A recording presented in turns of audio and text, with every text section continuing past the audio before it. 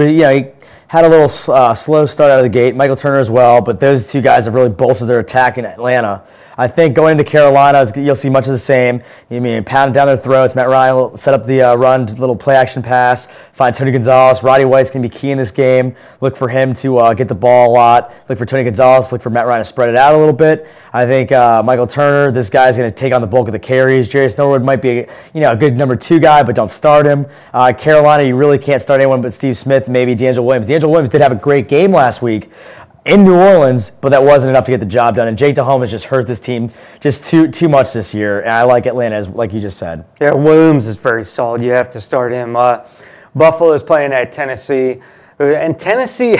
They've caught fire as of late. Tennessee has caught fire, and they've had a good running game all year. I mean, you saw Chris Johnson in the rankings there. Was he number 2? He's number 2, yeah. Well, it's also helped that he's rushed for 400 yards in 2 games. And he's running for like 5 or 6 yards a carry. I mean, close to 6 yards a carry, I think. And now with Vince Young in there, kind of jump-starting the offense, it was, for some reason, it was stagnating under Kerry Collins. I don't know why, but it kind of jump-started, but their defense is not that good. So it is exploitable. If you have Terrell Owens, might be a good week to start him, even though I've benched him probably for half the games this year. I think you're right there. Trent Edwards is coming back. Hopefully they pick up where he left off after that concussion, gets the ball to Lee Evans maybe. I was really high on Lee Evans, but he really hasn't done that much. But like I said, I'm very high on Vince Young, and I'm so glad that he's back. This guy's a tremendous star, up-and-coming star in the NFL, and it's good to see that he got his career back. He has a lot of potential. Potential up here. His performance has been about right around here to date, but we're looking for him to. He's making a good jump, but I would definitely start this guy against the Buffalo Bills inside Tennessee. It's tough to win. And Detroit is playing in Minnesota, and you could probably. If you're a Detroit fan, this is probably the last game that you want to see because the lines on these type of games, though, when you're giving up that many points, they tend to, it seems like the favorite tends to overlook the team a little bit, and the actual score is not reflective of the mismatch of the teams, but it's clearly a mismatch. I mean, Detroit has a horrible defense. Brett Favre has caught his stride with this team. Obviously, Adrian Peterson, probably the best running back in the league. I mean, you can argue for Jones-Drew, but most people think, AP, he's the beast. You saw him run over cornerbacks and other even linebackers and other defensive players. I expect a lot of points out of Brett Favre and Sidney Rice and, even Percy Harvin and even that tight end, Shanko, gets a lot of points. A big disappointment right now has been Kevin Smith, the Detroit Lions running back, only because he's fumbled a little bit inside their zone. They don't really have much faith in him anymore, and rightfully so. I mean, you look at Matthew Stafford's rookie season; he's done very well. He showed some great shades of glimpses in one game, and then other games will give you 5 interceptions. Calvin Johnson's been a big-time disappointment. You drafted him in the 2nd, 3rd round. Hopefully he picks up the slack a little bit, but we'll see how it goes. It's just not a very good team. It's hard to get good fantasy players out of bad offensive teams. This right here, this matchup we're looking at right now, Cincinnati at Pittsburgh. This is a revenge game for Pittsburgh. If you remember, in Week 4, Pittsburgh went into Cincinnati and got their butts kicked. And you know what? The score didn't really resemble how off this game was. I think the Cincinnati Bengals really took control early, and and it's going to be very tough for Cincinnati going to Pittsburgh and win a ball game at Heinz Field for a second time. Yeah, this is going to be a really interesting game, I think. And even though it is the revenge game, I think that it seems like a closer than 7-point game to me. I know either team could lose or win by more than that, but Cincinnati is really tough, and they've proven it, and they're just. For some reason, they're not getting the respect, even though they're winning a lot of 3-point, and 4-point games. And I like we've harped on Ocho Cinco and Carson Palmer to no end on this show. Tampa Bay at Miami.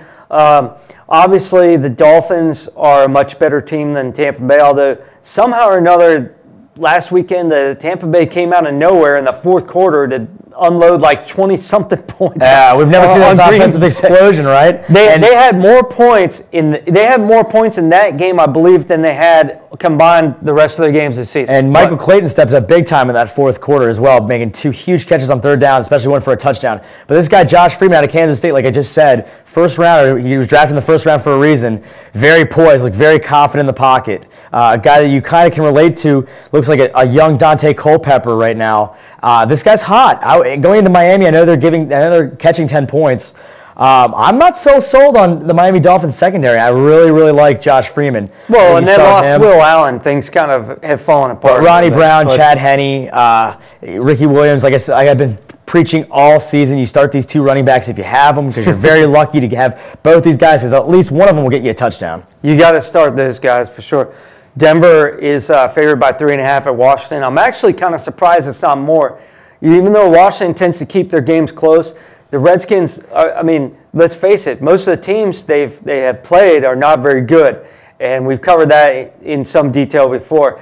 Denver is to me is a much better team than Washington, and will probably win by at least 7 points. But the thing is there's not a lot of good fantasy starters in any of these games aside from Chris Cooley if he's healthy, which I don't think he is. Portis is not healthy, so you got Brandon Marshall and maybe Eddie Royal. And I hope you don't have to start anybody else, except for maybe Santana Moss on this. Let's quickly run down these slated games. Kansas City, Oakland, I wouldn't start any of these guys. Not Larry Johnson? No, not Larry Johnson. Seattle and Arizona. Arizona's giving 8.5. Matt Hasselbeck played very well in the third and fourth quarter last week. Didn't turn the ball over as much. Kurt Warner, high-octane offense. Start everyone in Arizona. Here's what I've noticed, though, about Arizona, Robin, and I'll tell you guys this.